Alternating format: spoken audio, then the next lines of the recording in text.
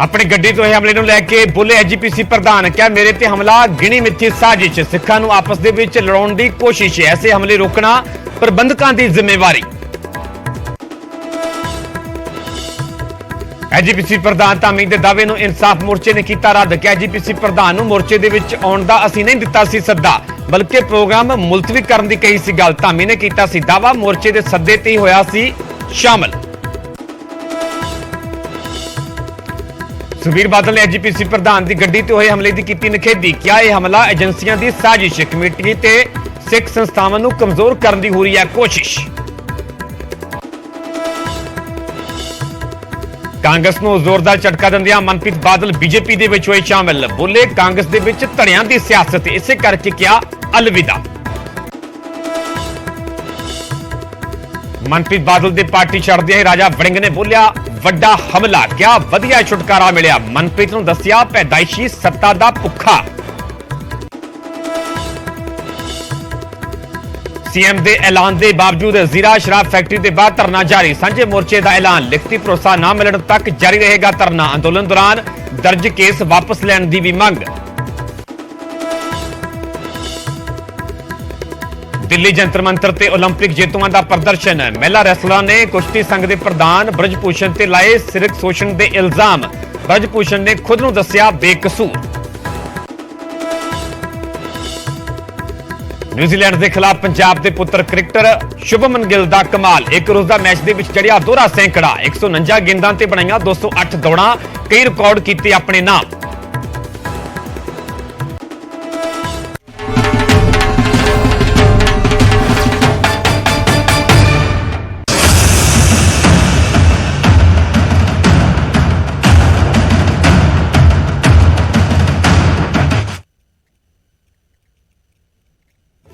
सत श्री अकाल तुसीं वेख रहे हो न्यूज़ 18 पंजाब हरियाणा मैं परमिंदर सिंह तेजा सारे दर्शकों का बुलेटिन स्वागत है सब तो पहला गल करांगे एजीपीसी प्रधान ते होए हमले दी इसे नूं लैके कौमी इंसाफ मोर्चे का वड्डा बयान सामने है धामी नूं किसी ने सद्दा नहीं सी दिता मोर्चे दे वल्लों हरजिंदर सिंह धामी दे दावे नूं रद्द करदे कहा गया कि धामी नूं किसी वल्लों भी सद्दा नहीं सी दिता गया एजीपीसी प्रधान ने सद्दे नूं लैके झूठ बोलिया मोर्चे दे वल्लों कहा गया कि एजीपीसी प्रधान दे वल्लों सद्दे नूं लैके झूठ बोलिया गया सी प्रधान नूं प्रोग्राम मुलतवी करने के लिए क्या सीगा कौमी इंसाफ मोर्चे वालों भी कहा गया कि असीं प्रधान नूं प्रोग्राम मुलतवी करने के लिए क्या सी 328 रूपां दा मामला एजीपीसी दे नाल जुड़दा है 328 रूपां दे मामले का भी जिक्र किया गया मोर्चे वालों एजीपीसी 328 रूपां दे मामले दे विच जवाब देवे एजीपीसी तो जवाब ही मंगया जा रहा कौमी इंसाफ मोर्चे वालों बेदबियां ते गोलीकांड ते एजीपीसी स्टैंड स्पष्ट करे धामी ने दरअसल दावा किया सी कि मैनूं मोर्चे ने सद्दा दिता सीगा ते मोर्चे दे सद्दे दे बाद ही कौमी इंसाफ मोर्चे दे विच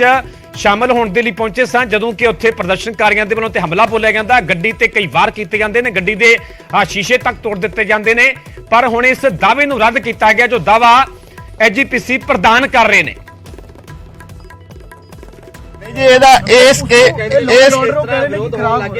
इस केस नूं दादूवाल जे होर नाल रिलेटेड ना करो ये चीज हो रहा है वो हो रहा है ये 328 रूपां दा जिहड़ा केस संबंधित है इन्हां नाल ठीक है जी दूसरे ये जिहड़ी अकाली दल वालों बनाए हुए जथेदार ने प्रधान ने उन्हां दे विरोध दे विच ये चल रहा मोर्चा तुसीं इन्हां नाल इन्हां संबंधी ये जिहड़ा ये संगतां ने रोस कीता वखरी चीज आ जे किसी ने होर ना किया वखरी आ साडे वल्लों सारिआं नूं सद्दा पत्ता जी आया जे धामी साहब होनी अज उठ के गुस्से च हो के बाहर जांदे ना घटना वापरनी नहीं सी सच है तुसीं देखदे हो जगतार सिंह हवारा जी ने आप चिट्ठी भेजी है तुसीं कह रहे हो कि लगदा उन्हां ने इकट्ठ करन दी कोशिश कीती है भी सारे इकट्ठे हो फिर विरोध क्यों हो रहा फिर विरोध करके उन्होंने भी क्या ਤੁਹਾਨੂੰ ਬੜੇ ਸਪਸ਼ਟ ਰੂਪ ਦੇ ਵਿੱਚ ਬੇਨਤੀ ਕੀਤੀ ਹੈ कि इकट्ठे करन दी गल जथेदार जगतार सिंह हवारा होरां ने कही है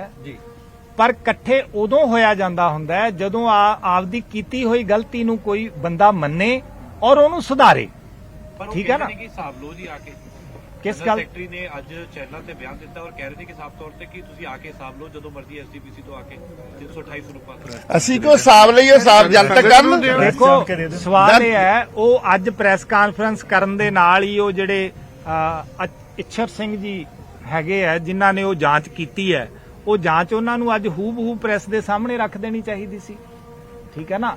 ਅਸੀਂ ਕੀ ਮੰਗਣੀ ਹੈ ਤਾਂ ਪੰਥ ਮੰਗ ਰਿਹਾ, ਮੋਰਚਾ ਲੱਗਿਆ ਹੋਇਆ ਪੰਥ ਦਾ। ਜਿਹੜੀ ਅਕਾਲੀ ਦਲ ਗੱਲ ਕਹਿ ਰਿਹਾ ਕਿ ਪ੍ਰਬੰਧਕ ਜਿਹੜੇ ਨੇ ਉਹ ਕਾਰਵਾਈ ਕਰਵਾਉਣ, ਸ਼ਨਾਖਤ ਕਰਕੇ FIR ਕਰਵਾਉਣ। ਦੇਖੋ, ਮੈਂ ਸਿਕੰਦਰ ਸਿੰਘ ਜੀ ਮਲੂਕਾ ਹੋਰਾਂ ਦੀ ਗੱਲ ਤੇ ਉਹਨਾਂ ਦੀ ਭਾਸ਼ਾ ਥੋੜੀ ਜੀ ਸੁਣੀ ਹੈ। ਇਹ ਉਹੀ ਸਿਕੰਦਰ ਸਿੰਘ ਜੀ ਮਲੂਕਾ ਹੈ ਜਿਹੜੇ ਸ੍ਰੀ ਗੁਰੂ ਗ੍ਰੰਥ ਸਾਹਿਬ ਜੀ ਦੀਆਂ ਬੇਅਦਬੀਆਂ ਤੇ ਜਦੋਂ ਪੂਰਾ ਪੰਜਾਬ ਸੜਕਾਂ ਤੇ ਸੀ, ਕਿਉਂਕਿ ਪੰਜਾਬ ਜਿਉਂਦਾ ਗੁਰਾਂ ਦੇ ਨਾਂ ਤੇ, ਇਹ ਕਹਿ ਰਹੇ ਸੀ ਕਿ ਦੀਵਾਲੀ ਦੇ ਪਟਾਕੇ ਚਲਾਓ, ਅਸੀਂ ਦੇਖਾਂਗੇ ਕੌਣ ਰੋਕਦਾ ਹੈ। ਇਹ ਉਹ ਸਿਕੰਦਰ ਸਿੰਘ ਮਲੂਕਾ ਹੈ। ਸੋ ਇਹਨਾਂ ਬਾਰੇ ਤਾਂ ਮੈਂ ਪਹਿਲਾਂ ਹੀ ਦੱਸ ਚੁੱਕਿਆ ਕਿ ਕੂੜ ਬੋਰ ਮਰਦਾਰ ਖਾਏ, ਸਾਨੂੰ ਇਹਨਾਂ ਆਗੂਆਂ ਨੇ ਤੇ ਮਾਰਿਆ। ਜਿਹੜਾ ਅੱਜ ਵਿਰੋਧ ਹੋਇਆ ਉਹ ਤੁਸੀਂ ਮੰਨਦੇ ਹੋ ਕਿ ਜਾਇਜ਼ ਹੋਇਆ? ਗੱਲ ਬਿਲਕੁਲ, ਦੇਖੋ ਰੋਸ ਸੀ।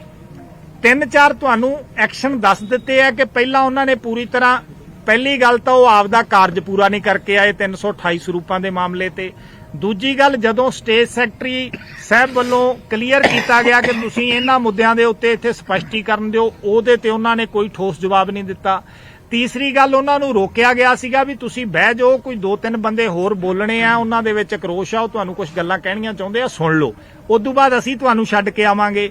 ਚੌਥੀ ਗੱਲ ਜਿਹੜੀ ਹੈਗੀ ਆ ਵੀ ਜਦੋਂ ਹਾਲਾ ਲਾਲਾ ਹੋਈ ਤੇ ਉਹਨਾਂ ਨੂੰ ਗੱਡੀ 'ਚੋਂ ਉਤਰ ਕੇ ਉਹਨਾਂ ਬੰਦਿਆਂ ਵੱਲ ਨਹੀਂ ਜਾਣਾ ਚਾਹੀਦਾ ਸੀ। ਗੱਲ ਨੂੰ ਆਪਾਂ ਜਿਹੜਾ ਹੈਗਾ ਨਿਬੇੜਨਾ ਚਾਹੀਦਾ ਸੀ।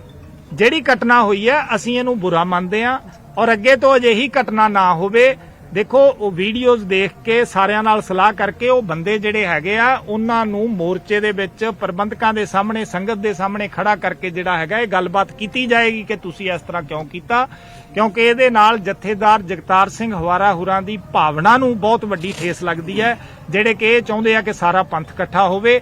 ਪਰ ਪੰਥ ਇਕੱਠੇ ਹੋਣ ਦਾ ਮਤਲਬ ਇਹ ਨਹੀਂ ਕਿ ਜਿਨ੍ਹਾਂ ਨੇ ਪਿਛਲੇ ਸਮੇਂ ਦੇ ਵਿੱਚ ਲੀਚੀਆਂ ਮਾਰੀਆਂ ਜਾਂ ਪੰਥ ਦੀ ਪਿੱਠ ਛੁਰੇ ਮਾਰੇ ਹੈ ਤੇ ਉਹ ਬਗੈਰ ਆਪਦੇ 'ਚ ਕੋਈ ਸੁਧਾਰ ਲਿਆਏ ਜਾਂ ਗਲਤੀ ਮੰਨੇ ਇੱਥੇ ਆ ਕੇ ਜਿਹੜਾ ਹੈਗਾ ਬੋਲਣਗੇ। ਇਦਾਂ ਉਹਨਾਂ ਨੂੰ ਵੀ ਨਹੀਂ ਚਾਹੀਦਾ, ਉਹ ਗਰੇਜ ਕਰਨ ਦੀ ਤੁਸੀਂ ਕਹਿ ਰਹੇ ਕਿ ਤੁਸੀਂ ਬੁਲਾਇਆ ਨਹੀਂ ਸੀ, ਫਿਰ ਹੁਣ ਕਿਹਨੂੰ ਨਹੀਂ ਬੁਲਾਣਾ ਇੱਥੇ, ਇਹ ਵੀ ਸਪਸ਼ਟ ਕਰ ਦਿਓ। ਜਾਂ ਜਥੇਦਾਰ ਸਾਹਿਬ ਨੂੰ ਤੁਸੀਂ ਨਹੀਂ ਬੁਲਾਇਆ ਸੀ?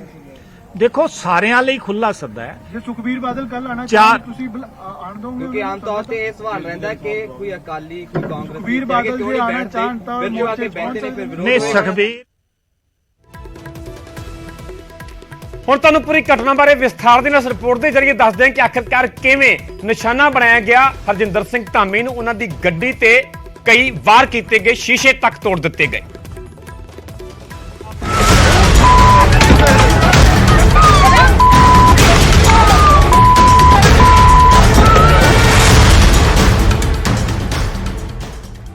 ਤਸਵੀਰਾਂ ਮੋਹਾਲੀ ਚੰਡੀਗੜ੍ਹ ਬਾਰਡਰ ਦੀਆਂ ਨੇ, ਕੌਮੀ ਇਨਸਾਫ ਮੋਰਚੇ ਵਾਲੀ ਜਗ੍ਹਾ ਦੀਆਂ ਨੇ ਤੇ ਜੋ ਗੱਡੀ ਨਜ਼ਰ ਆ ਰਹੀ ਹੈ ਇਸ ਦੇ ਵਿੱਚ ਸਵਾਰ ਨੇ ਸ਼੍ਰੋਮਣੀ ਕਮੇਟੀ ਦੇ ਪ੍ਰਧਾਨ ਹਰਜਿੰਦਰ ਸਿੰਘ ਧਾਮੀ ਤੇ ਅਚਾਨਕ ਕੁਝ ਪ੍ਰਦਰਸ਼ਨਕਾਰੀ ਗੱਡੀ ਤੇ ਹਮਲਾ ਬੋਲ ਦਿੰਦੇ ਨੇ। ਦਰਅਸਲ ਹਰਜਿੰਦਰ ਧਾਮੀ ਇਨਸਾਫ ਮੋਰਚੇ ਦੇ ਵਿੱਚ ਸ਼ਾਮਲ ਹੋਣ ਦੇ ਲਈ ਪਹੁੰਚੇ ਸਨ। ਐਜੀਪੀਸੀ ਪ੍ਰਧਾਨ ਨੇ ਮੋਰਚੇ ਦੇ ਵਿੱਚ ਸ਼ਿਰਕਤ ਕੀਤੀ, ਸੰਬੋਧਨ ਵੀ ਕੀਤਾ ਤੇ ਜਿਵੇਂ ਹੀ ਰਵਾਨਾ ਹੋ ਰਹੇ ਸਨ ਤਾਂ ਰਸਤੇ 'ਚ ਕੁਝ ਪ੍ਰਦਰਸ਼ਨਕਾਰੀ ਗੱਡੀ ਨੂੰ ਰੋਕਦੇ ਨੇ। ਹਰਜਿੰਦਰ ਧਾਮੀ ਗੱਡੀ ਦੀ ਅਗਲੀ ਸੀਟ ਤੇ ਸਵਾਰ ਸਨ ਤੇ ਇੰਨੇ ਨੂੰ ਪ੍ਰਦਰਸ਼ਨਕਾਰੀ ਗੱਡੀ ਤੇ ਡੰਡਿਆਂ ਦੇ ਨਾਲ ਵਾਰ ਕਰਨੇ ਸ਼ੁਰੂ ਕਰ ਦਿੰਦੇ ਨੇ। ਗੱਡੀ ਦੇ ਸ਼ੀਸ਼ੇ ਤੱਕ ਤੋੜ ਦਿੱਤੇ ਗਏ ਤੇ ਇੰਨੇ 'ਚ ਗੱਡੀ ਅੱਗੇ ਨਿਕਲ ਗਈ। ਇਸ ਹਮਲੇ ਦੇ ਬਾਅਦ ਸ਼੍ਰੋਮਣੀ ਕਮੇਟੀ ਪ੍ਰਧਾਨ ਖੁਦ ਮੀਡੀਆ ਦੇ ਮੁਖਾਤਿਬ ਹੋਏ। ਜਿੱਥੇ ਉਹਨਾਂ ਨੇ ਇਸ ਹਮਲੇ ਨੂੰ ਸਾਜ਼ਿਸ਼ ਕਰਾਰ ਦਿੱਤਾ ਹੈ, ਉੱਥੇ ਇਸ ਨੂੰ ਸਰਕਾਰ ਦਾ ਫੇਲੀਅਰ ਵੀ ਦੱਸਿਆ। ਤੇ ਪੁਲਿਸ ਦੀ ਵੀ ਕੋਈ ਜ਼ਿੰਮੇਵਾਰੀ ਬਣਦੀ ਆ ਤੇ ਪ੍ਰਸ਼ਾਸਨ ਦੀ ਵੀ ਕੋਈ ਜ਼ਿੰਮੇਵਾਰੀ ਬਣਦੀ ਆ ਕਿ ਮੂਡ ਦਰਸ਼ਕ ਬਣ ਕੇ ਦੇਖੀ ਜਾਣਾ। ਜੇ ਉੱਥੇ ਕੋਈ ਵਾਇਲੈਂਟ ਮੂਵਮੈਂਟ ਹੁੰਦੀ ਆ ਤੇ ਉਹਦਾ ਰੋਕਥਾਮ ਕਿਹਨੇ ਕਰਨੀ ਆ? ਮੈਂ ਸਮਝਦਾ ਬਹੁਤ ਵੱਡੀ ਇਹ ਸਰਕਾਰ ਦੀ ਫੇਲੀਅਰ ਆ। ਇਹ ਸਰਕਾਰ ਦੀ ਫੇਲੀਅਰ ਦੇ ਨਾਲ ਨਾਲ ਸਾਜ਼ਿਸ਼ ਵੀ ਆ। ਸਾਜ਼ਿਸ਼ ਇਸ ਕਰਕੇ ਮੈਂ ਕਹਿੰਦਾ ਕਿ ਸਿੱਖਾਂ ਦੇ ਵਿੱਚ ਲੜਾਉਣ ਦਾ ਜਿਹੜਾ ਆ ਉਹ ਯਤਨ ਕੀਤਾ ਜਾ ਰਿਹਾ। ਉਧਰ ਅਕਾਲੀ ਦਲ ਨੇ ਵੀ ਇਸ ਘਟਨਾ ਨੂੰ ਲੈ ਕੇ ਸਰਕਾਰ ਤੇ ਪ੍ਰਸ਼ਾਸਨ ਨੂੰ ਕਟਹਿਰੇ ਵਿੱਚ ਖੜਾ ਕਰ ਦਿੱਤਾ, ਜਦਕਿ ਆਪ ਵੱਲੋਂ ਇਹਨਾਂ ਇਲਜ਼ਾਮਾਂ ਨੂੰ ਨਕਾਰਿਆ ਜਾ ਰਿਹਾ ਹੈ। ਨਹੀਂ ਦੇਖੋ, ਹੁਣ ਚੀਮਾ ਸਾਹਿਬ ਕੀ ਕਹਿੰਦੇ ਆ, ਉਹਨਾਂ ਕੋਲ ਕਿਹੜੀ ਇਹੋ ਜੀ ਇਨਵੈਸਟੀਗੇਸ਼ਨ ਏਜੰਸੀ ਹੈ ਜਿਹੜੀ ਉਹ ਸਿੱਧਾ ਇਦਾਂ ਇਲਜ਼ਾਮ ਲਗਾ ਰਹੇ ਨੇ? ਇਹ ਤਾਂ ਇਨਵੈਸਟੀਗੇਸ਼ਨ ਦਾ ਮਾਮਲਾ ਹੈਗਾ। ਨੈਚੁਰਲੀ ਇਹ ਜਿਹੜੇ ਪ੍ਰਸ਼ਾਸਨ ਹੈਗਾ ਉਹ ਦੇਖੇਗਾ ਔਰ ਕੌਣ ਇਹਦੇ ਪਿੱਛੇ ਦੋਸ਼ੀ ਹੈ ਉਹਦੇ ਅਕੋਰਡਿੰਗਲੀ ਜਿਹੜੇ ਕਿ ਸਰਕਾਰ ਐਕਟ ਕਰੇ। ਐਸਜੀਪੀਸੀ ਦਾ ਪ੍ਰਧਾਨ ਬੜੀ ਵੱਡੀ ਹਸਤੀ ਹੁੰਦਾ, ਇਸ ਕਰਕੇ ਉਹਨਾਂ ਦਾ ਉੱਥੇ ਪਹੁੰਚਣਾ ਜਦੋਂ ਪਤਾ ਹੋਵੇ ਪ੍ਰਸ਼ਾਸਨ ਨੂੰ, ਤੇ ਜੇ ਉੱਥੇ ਕੋਈ ਮਾਹੌਲ ਦੇ ਵਿੱਚ ਇਸ ਤਰ੍ਹਾਂ ਦੀ ਗੱਲ ਨਜ਼ਰ ਆਉਂਦੀ ਹੈ ਤੇ ਉਹਦੇ ਤੇ ਪੁਲਿਸ ਨੂੰ ਚੈੱਕ ਰੱਖਣੀ ਚਾਹੀਦੀ ਸੀ। ਇਹ ਸਾਰਾ ਕੁਝ ਇੰਨਾ ਉਹਦੇ ਪੁਲਿਸ ਦੀ ਨਜ਼ਰ ਦੇ ਵਿੱਚ ਹੋਣਾ, ਇਹੀ ਤਾਂ ਕਈ ਸ਼ੰਕੇ ਖੜੇ ਕਰਦਾ। ਤਾਂ ਮੈਂ ਕਹਿ ਰਿਹਾ ਨਾ ਕਿ ਸਰਕਾਰਾਂ ਨੂੰ ਕਈ ਚੀਜ਼ਾਂ ਚੰਗੀਆਂ ਨਹੀਂ ਲੱਗਦੀਆਂ, ਇਹ ਮੋਰਚੇ ਨੂੰ ਫੇਲ ਕਰਨ ਦੀ ਵੀ ਬੜੀ ਵੱਡੀ ਸਾਜ਼ਿਸ਼ ਹੋ ਸਕਦੀ ਹੈ। ਇਸ ਹਮਲੇ ਤੋਂ ਬਾਅਦ ਸਵਾਲ ਬਹੁਤ ਸਾਰੇ ਨੇ ਜੋ ਜਾਂਚ ਦਾ ਵਿਸ਼ਾ ਨੇ ਕਿ ਆਖਿਰ ਹਮਲਾ ਕਰਨ ਵਾਲੇ ਕੌਣ ਸਨ, ਇਸ ਦੇ ਪਿੱਛੇ ਮਨਸ਼ਾ ਕੀ ਸੀ, ਐਜੀਪੀਸੀ ਪ੍ਰਧਾਨ ਨੂੰ ਹੀ ਨਿਸ਼ਾਨਾ ਕਿਉਂ ਬਣਾਇਆ ਗਿਆ। ਚੰਡੀਗੜ੍ਹ ਤੋਂ ਮਨੋਜ ਰਾਠੀ ਦੇ ਨਾਲ ਉਮੇਸ਼ ਸ਼ਰਮਾ ਤੇ ਅਮਨ ਭਾਰਦਵਾਜ, ਨਿਊਜ਼ 18 ਪੰਜਾਬ। ਅੱਗੇ ਵਧਾਂਗੇ, ਤੁਹਾਨੂੰ ਗੱਲ ਕਰਾਂਗੇ ਪੰਜਾਬ ਦੀ ਸਿਆਸਤ ਦੀ, ਮਨਪ੍ਰੀਤ ਸਿੰਘ ਬਾਦਲ ਦੀ। ਕਦੇ ਅਕਾਲੀ ਦਲ ਤੇ ਕਦੇ ਆਪਣੀ ਪਾਰਟੀ ਦਾ ਗਠਨ ਤੇ ਫਿਰ ਕਾਂਗਰਸ ਦਾ ਵੱਡਾ ਚਿਹਰਾ ਰਹੇ ਮਨਪ੍ਰੀਤ ਸਿੰਘ ਬਾਦਲ ਨੇ ਇੱਕ ਵਾਰ ਫਿਰ ਸਿਆਸੀ ਪਾਲਾ ਬਦਲ ਲਿਆ ਤੇ ਕਾਂਗਰਸ ਦਾ ਹੱਥ ਛੱਡ ਕੇ ਬੀਜੇਪੀ ਦੇ ਕਮਲ ਦਾ ਲੜ ਫੜ ਲਿਆ। हार दे मुंह ते भी जब मायूसी भी होती है, असार जित दे वेना आ, सिकंदर वेखदा शीशा सी मैं तलवार वेना आ, वले पाके मेरी सेधों निकल तूफान जांदे ने, मेरे सामने आके पहाड़ मैदान जांदे ने, फकीर हुंदा होया भी बहना मैं सुल्ताना दे तख्तां ते, वक्त रहिंदा ए वक्तां वालियां नूं वक्तां ते, माड़ू शौ दे होण तराक जेड़े वेंदे रहे ने जोश समुंदरां दे, हड़ दियां छल्लां वांग उठण फिर डिगण फिर उठण, पल दी जिंदगी है भावें बुलबुले दी, पर दरिया ते चोटी दी जिंदगी है। ਸਟੇਜ ਬੇਸ਼ੱਕ ਵੱਖਰੀ ਸੀ ਪਰ ਮਨਪ੍ਰੀਤ ਬਾਦਲ ਦਾ ਅੰਦਾਜ਼ ਉਹੀ ਪੁਰਾਣਾ ਨਜ਼ਰ ਆਇਆ ਤੇ ਆਪਣੇ ਹੀ ਅੰਦਾਜ਼ ਦੇ ਵਿੱਚ ਮਨਪ੍ਰੀਤ ਬਾਦਲ ਨੇ ਆਪਣਿਆਂ ਤੋਂ ਬੇਗਾਨੇ ਹੋਏ ਕਾਂਗਰਸੀਆਂ ਤੇ ਨਿਸ਼ਾਨੇ ਵੀ ਸਾਧੇ ਤੇ ਬੇਗਾਨਿਆਂ ਤੋਂ ਆਪਣੇ ਹੋਏ ਭਾਜਪਾਈਆਂ ਦੇ ਲਈ ਸੋਲੇ ਵੀ ਸੀ ਤੇ ਪਿਊਸ਼ ਗੋਇਲ ਦੇ ਹੱਥੋਂ ਬੀਜੇਪੀ ਦਾ ਸਾਫਾ ਗਲ ਦੇ ਵਿੱਚ ਪਾਉਂਦੇ ਹੀ ਮਨਪ੍ਰੀਤ ਬਾਦਲ ਦੀ ਪਿਛਲੇ 12 ਸਾਲ 'ਚ ਸਿਆਸੀ ਤੌਰ ਤੇ ਚੌਥੀ ਇਨਿੰਗ ਦੀ ਸ਼ੁਰੂਆਤ ਹੋ ਗਈ। ਰਾਹੁਲ ਗਾਂਧੀ ਦੀ ਪੰਜਾਬ ਪਹੁੰਚੀ ਭਾਰਤ ਜੋੜੋ ਯਾਤਰਾ ਤੋਂ ਨਦਾਰਦ ਰਹੇ ਮਨਪ੍ਰੀਤ ਬਾਦਲ ਜਦੋਂ ਨਜ਼ਰ ਆਏ ਤਾਂ ਉਹ ਸਟੇਜ ਸੀ ਬੀਜੇਪੀ ਦੀ ਤੇ ਬੀਜੇਪੀ 'ਚ ਐਂਟਰੀ ਕਰਦੇ ਹੀ ਤਾਰੀਫ ਮਨਪ੍ਰੀਤ ਬਾਦਲ ਦੀ ਜ਼ੁਬਾਨ ਤੋਂ ਅਮਿਤ ਸ਼ਾਹ ਦੀ ਸੁਣਨ ਨੂੰ ਮਿਲੀ। बहुत कम ऐसे मौके मिले हैं जब राजनीति में किसी शेर से मुलाकात हुई हो, और वो भारत के गृह मंत्री, और उन्होंने मुझे एक बात कही जो मेरे को दिल को छू गई। उन्होंने मुझे बोला कि पंजाब ने हिंदुस्तान के लिए 400 हमले झेले हैं और पंजाब का जो वकार है उसको एक बार फिर बहाल करना है, और ये बात जो है ये मुझे छू गई। ਤਾਰੀਫ ਤਾਂ ਮਨਪ੍ਰੀਤ ਦੀ ਵੀ ਕਰਨ ਦੇ ਵਿੱਚ ਬੀਜੇਪੀ ਦੇ ਆਗੂਆਂ ਨੇ ਕੋਈ ਕਸਰ ਨਹੀਂ ਛੱਡੀ।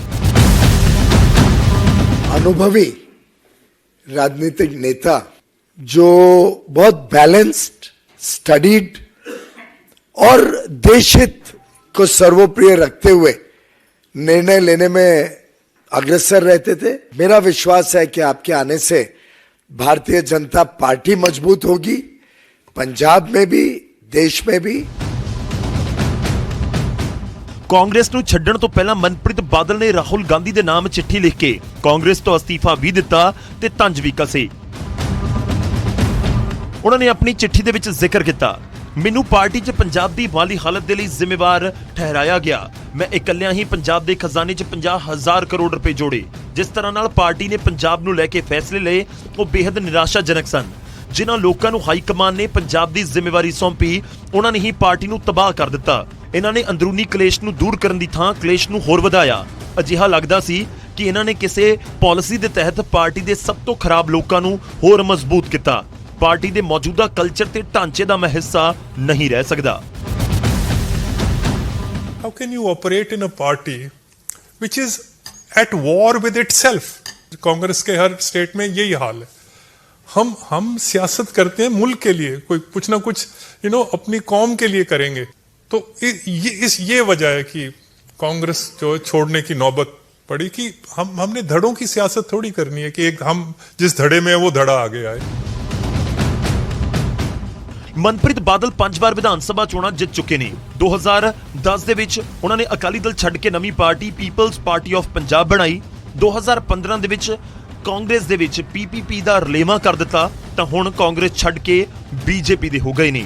ਕੈਪਟਨ ਜਾਖੜ ਸਣੇ ਕਈ ਵੱਡੇ ਕਾਂਗਰਸੀਆਂ ਤੋਂ ਬਾਅਦ ਹੁਣ ਮਨਪ੍ਰੀਤ ਬਾਦਲ ਨੇ ਵੀ ਬੀਜੇਪੀ ਦਾ ਲੜ ਫੜਿਆ ਤਾਂ ਇਹ ਕਿਰਦਾ ਕੁਨਬਾ ਕਾਂਗਰਸ ਦੇ ਲਈ ਵੱਡੀ ਚਿੰਤਾ ਦਾ ਵਿਸ਼ਾ ਤਾਂ ਜ਼ਰੂਰ ਹੈ। ਦਿੱਲੀ ਤੋਂ ਵਿਨੀਤ, ਨਿਊਜ਼ 18 ਪੰਜਾਬ।